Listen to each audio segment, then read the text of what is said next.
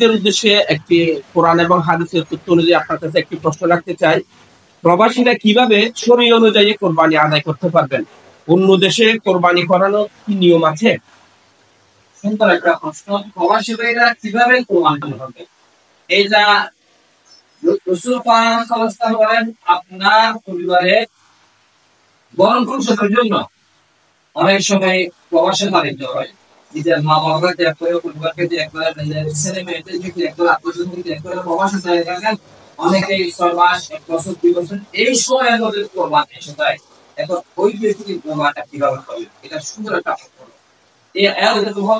নবী সাল্লাল্লাহু আলাইহি ওয়াসাল্লাম বলেন, যদি তোমাদের মধ্যে কেউ বিশ্বের এই প্রান্ত থাকো, ওই প্রান্ত থাকো, যেখানে থাকো তোমার সম্পদের তোমার উপর টাকা পয়সা আছে, সম্পদ আছে, আল্লাহ তোমার উপর কোরবানি ওয়াজিব করেছেন।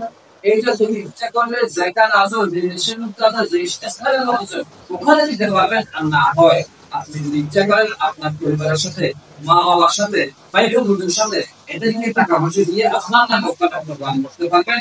যা আপনি শ্রম হবে এরাও আনন্দিত হবে। এই মানুষগুলো আপনি পরিবারের সাথে পারবেন এবং সত্যি একটু ব্যবসা তাদেরকে দিবেন, যা তারা তারাও হবে।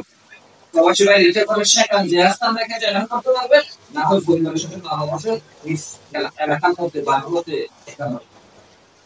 ইসলামী শরীয়তের দৃষ্টিতে কাদের উপর কোরআন ওয়াজিব হয়েছে? ইসলামের দৃষ্টিতে কাদের উপর কোরবানি ওয়াজিব হয়েছে? রাসূল সাল্লাল্লাহু আলাইহি ওয়াসাল্লাম একটা বলেছে, যা টাকা পয়সা আছে এবং সর্বপ্রথম কয়েকটি শর্তের মধ্যে মুসলিম হওয়া, প্রাপ্তবয়স্ক হওয়া, নেশার পরিমাণ মালিক হওয়া এবং যার সম্পদ আছে, তাকে বসে কোরবানির সম্পদ আছে, ওই ব্যক্তির উপর কোরবানি ওয়াজিব। এখানে যে উনি কোরবানি দিবেন, নিজের নামে দিতে পারবেন, মা বাবার নামও দিতে পারবেন, এমনকি পরিবারের জন্য দিতে পারবেন। যার সম্পদ আল্লাহ যাকে সম্পদ দিয়েছে, নেশার পরিমাণে তার সম্পদ আছে।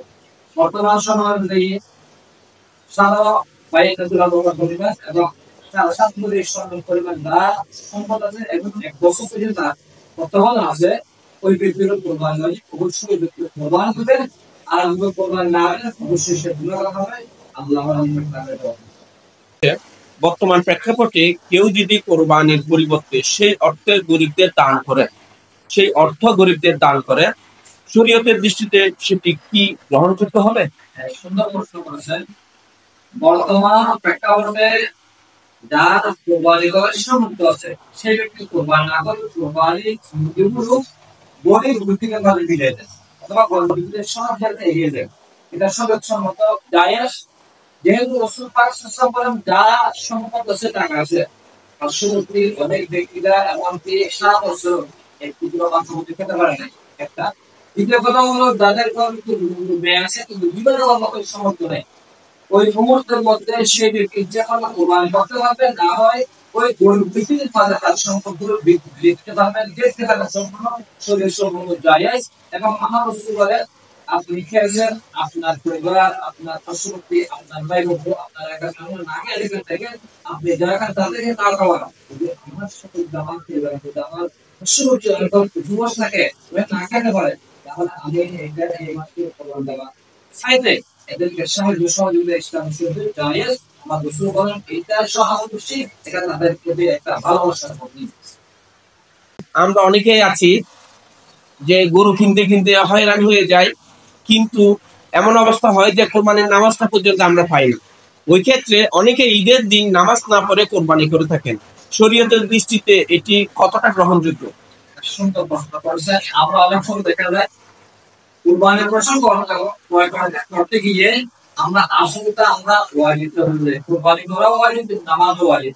নবী সাল্লাল্লাহু আলাইহি ওয়াসাল্লাম বলেন, যে ব্যক্তি ঈদের নামাজ আদায় করবে না, কুরবানির নামাজ আদায় করবে না, সেই কুরবানির ঈদের আদায় নামাজ আদায় না করে কুরবানি পশু জবাই করে, সেই ব্যক্তি কুরবানি হবে না। আপনি পশু দিয়ে খাওয়া না জানি সাধারণ যেরকম করবে, ওখানে সারা জবাই করে মাংস খাই, খাই ওইভাবে করে। যেহেতু কোরবানিটা ওয়াজিব আগে অসদি নিরব রিওয়ানা, আমাদের আল্লাহ পাক সূরাতুল কাউসারের মধ্যে বলেন, ফাসল্লি লিরাব্বিকা ওয়ানহার, আপনি আগে নামাজ পড়ুন, তারপরে আপনার ওই প্রতিপালকের যে প্রতিপালক আপনাকে সৃষ্টি করেছেন এই প্রতিপালকের শুকর আদায় করুন।